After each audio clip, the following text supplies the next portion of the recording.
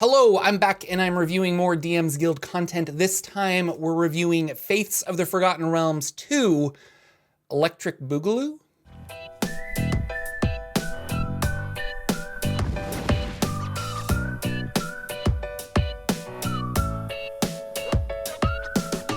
Hey everybody, Jordan here. The PH is silent, and we're continuing with this DM's Guild review of stuff that I find cool and Forgotten Realms-ish.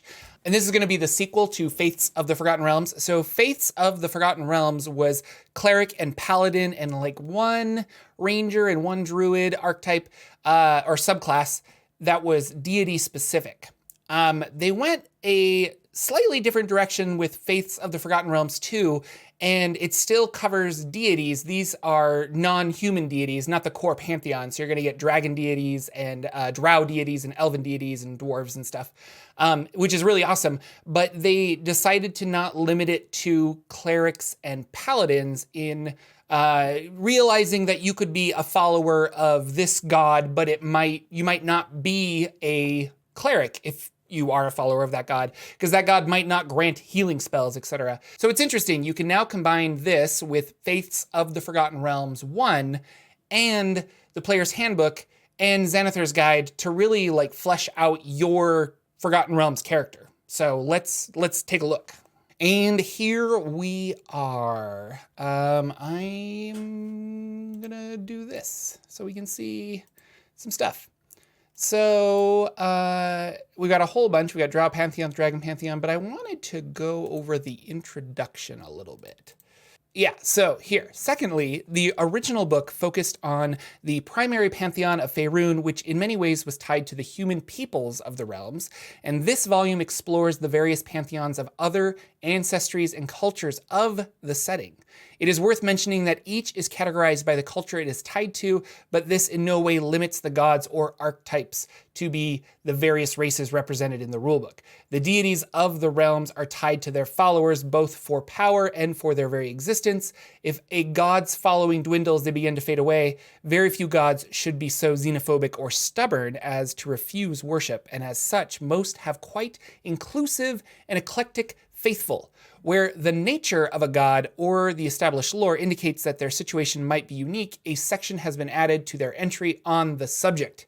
So with that, they're going to do more of what I said earlier, where we'll have extra archetypes, like druid circles and rangers and things like that. And then also, even though it's a drow god, even though it's a gnome god, etc., that doesn't necessarily have to be you don't have to be a halfling to play a halfling god worshipping person. So I like that you can take these and kind of mix and mash them any way you want. It's just really fun. So I mean, again, D&D is a game that you should take and make your own, and this is a supplement that is very much telling you to do the same. Don't use these as hard rules, but as guidelines to help you create a cool character.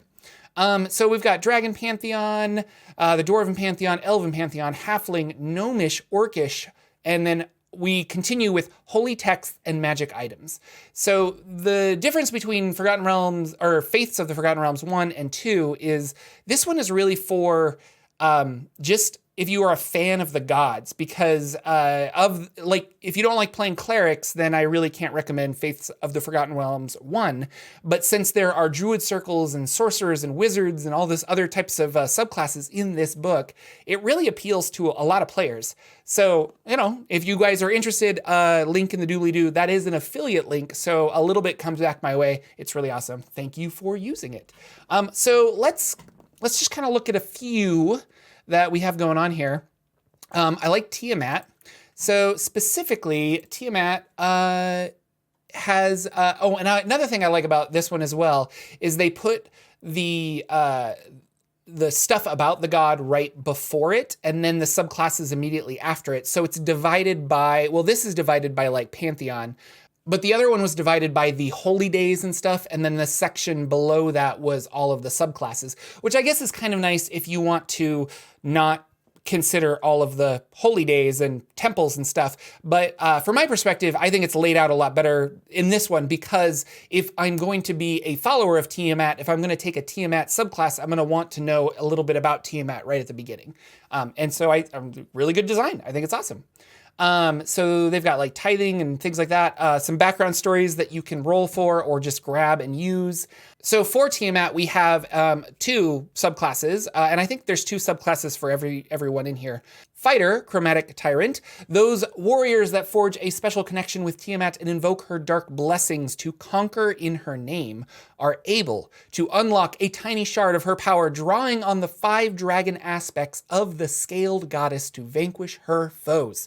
Too often, opposing dragons find themselves unable to affect their metallic counterparts with their elemental gifts. The Chromatic Tyrant chooses what she needs to get the job done.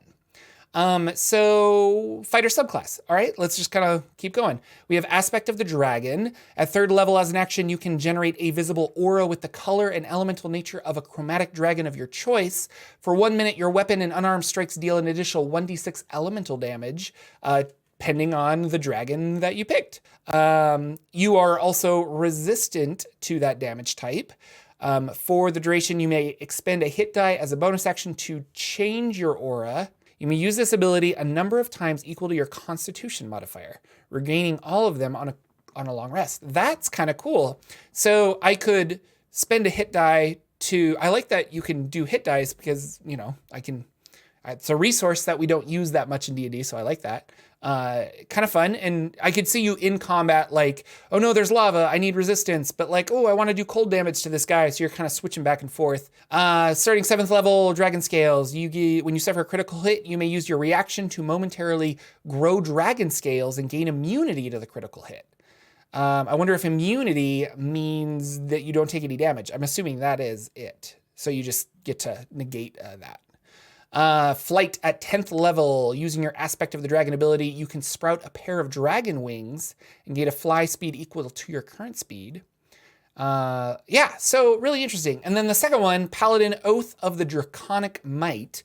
So this is a Paladin of Tiamat. They have some oath spells. We've got Dragon's Breath, Fly Haste, Death Ward, Elemental Bane.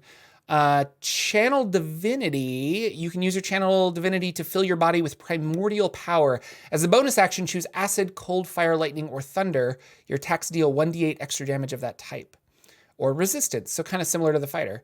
Yeah, but like, I could see myself using this as an elemental paladin as well. Like maybe you're a paladin that gets or a fighter that gets your powers from the elemental chaos or something. Or you were trained in the elemental chaos or one of the, or like City of Brass or something. It could be interesting.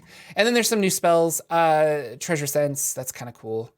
Yeah, so another one that I really like is the Drow Pantheon is Ganador. He is a god that I really think is cool. And Ganador is known as the Elder Eye or the Lord of Slimes.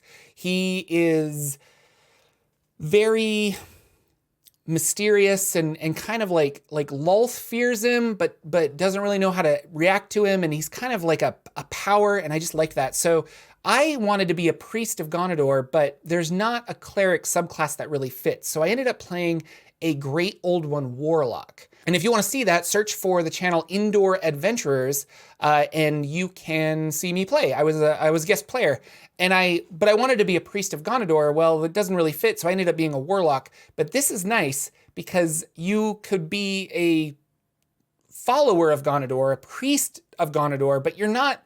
Ganador is not a god that heals. He's not going to give you things like he wants charmed sacrifices to walk up and be dissolved in a jar of acid.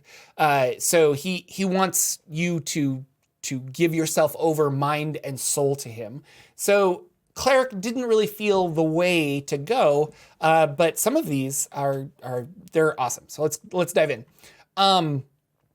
It gives you some clergy, the Elder Eye, here. There's some temple and shrines and some backstory options. There are like weird temples here and there. They're just kind of interesting. But let's get to the good stuff, which is the subclasses. And again, we have two, a druid and a sorcerer. Druid is Circle of Ooze. Again, he is the Lord of Slimes. Gonador offers a connection to a more primal state of consciousness, survive and consume. Ooze druids believe all life began from the primal ooze, and eventually so shall it return. In connecting to this state, ooze druids believe they can understand life, death, and the power inherent in controlling their eventual primal state. We get wild shape ooze forms, aberrant psychology, multiply, and one with ooze. I'm excited for all of these.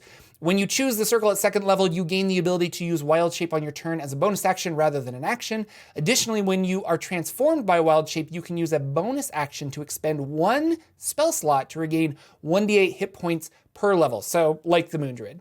And then ooze forms. The right of your circle grants you the ability to transform into ooze forms, as well as the standard beast forms. Starting at second level, you can use your wild shape to transform into an ooze with a challenge rating as high as 1. Starting at 6th level, you can go higher, so you can turn into an ooze, which is really awesome. Which is exactly how I was playing it, but you just don't have that as a warlock. 6th level, aberrant psychology. You can alter your internal physiology. Aberrant physiology. Okay, all of you who are in the comments, you can erase your comment now that I figured it out. I can read, I swear. You can alter your internal physiology to respond in response to a critical hit, shifting vital organs away from the attack. As a reaction, you may turn a critical hit into a normal hit. You regain the use of this ability after finishing a short rest. That's fun. I like that. And then multiply, level 10.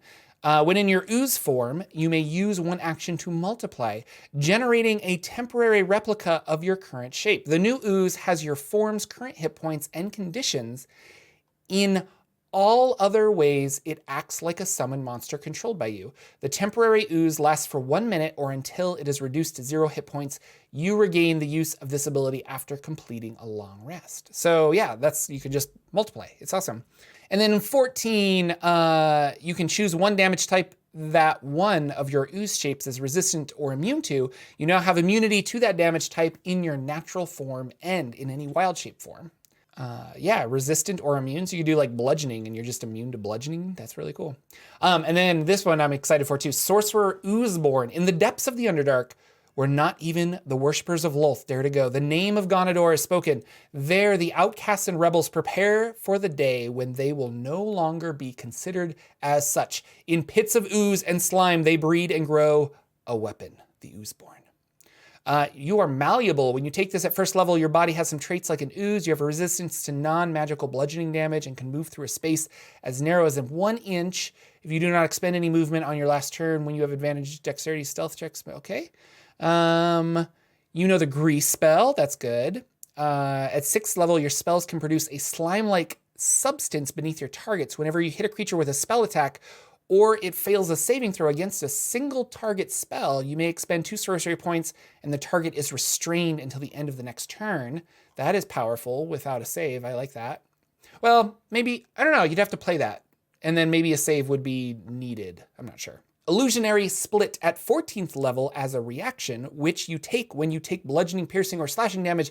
You can expend 1 sorcery point to cast Mirror Image. That's cool. And then Amorphous Regeneration at 18th level, you can use your ooze nature to regenerate and regrow. When you take piercing or slashing damage, you may use your reaction to expend 4 sorcery points and regain hit points equal to your level plus your charisma modifier.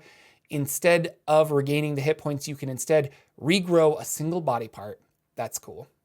New Gonador spells. We've got Slime Burst. You conjure an explosion of acid slime, dexterity saving throw. Slime Spray. You extend your hand towards a creature and project a blast of acidic slime from your palm, doing 1 dex save, so that's cool. Slime Wave. You conjure a wave of acidic slime. So the kind of wall of ooze, yeah. So we're taking spells that we know and making them oozified, but it's acid damage and stuff, so it fits in there. And then we've got this cool piece of art. It's awesome. Love Gonador. So I know Veyruun is popular, so we have, let's just look at some of these really quick before we wrap it up. Monk, Way of the Self. So that's kind of cool. Veyruun is a popular gun. And Paladin Oath of Masks. I like that. Elven Pantheon. Sehanine Moonbow. Bard, College of Starsong. You get bonus proficiencies, radiant weapons, moonlight meditation, and waking dreams. And Cleric, Lunar Domain. Domain spells, motes of moonlight, sleep, misty step, speak with dead. Very, very fun stuff. Halfling, Yandala, she's cool. Cleric Provider Domain, that makes sense.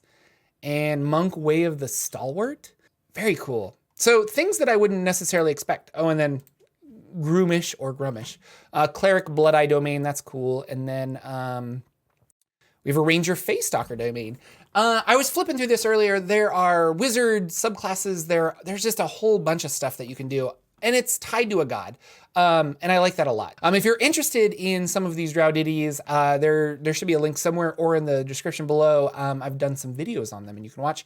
And to all the people complaining that I haven't done videos on the rest of the Forgotten Realms Pantheon, I apologize because now I kind of have more of an excuse to. There's some really good stuff in here. Again, you're getting holy texts, which is not God blowing up your cell phone, but instead things, the way and the word of these particular gods. So not every god is in here, but we have Grumish, and we have Kirin Sali, Tiamat, the 666 coins of Tiamat, because she's all about money and pyramid schemes and stuff like that. It's really fun. Moradin, it's really cool. And then we have new magic items. And again, this is not one for each god, but some of them are god neutral, and you can kind of fit them towards your god, which is kind of interesting. Ring of Spell Battle, Shield of the Faithful, Rod of Cats. I think everybody needs that. Yeah, Shield of the Avatar, Spider Rod, etc. So, and sentient magic items. They've got some other ones. It's really fun. I like this a lot. If you enjoyed Faiths of the Forgotten Realms, I think you will enjoy this as well, if not more, because they tidied it up. Faiths of the Forgotten Realms was good. This one just feels like they learned from the last book and they improved. And it shows, and I think it's awesome. Again, if you want to pick this up, there's a link in the description below. I have, ever since making the first video, I've gotten thrown lots of stuff. People were like, review my stuff, review my stuff. So I've got a lot of things to dig through, but I want you guys to know that I won't do a review unless I really like it, because I don't want to do a review that's like, don't buy this. So if I am reviewing it, I'm probably already giving it my thumbs up. And that's it for this video. If you are interested in the Drow Pantheon, you can click one of these links. If you are interested in the Faiths of the Forgotten Realms 1, you can check here. If you like these videos, subscribe to the channel. I make D&D lore videos. I make DM's Guild reviews like this, and I'm going to be branching out and do some DM videos where you can watch me prep my games for the following week. So thank you guys so much for watching, and I will see you all in the next video.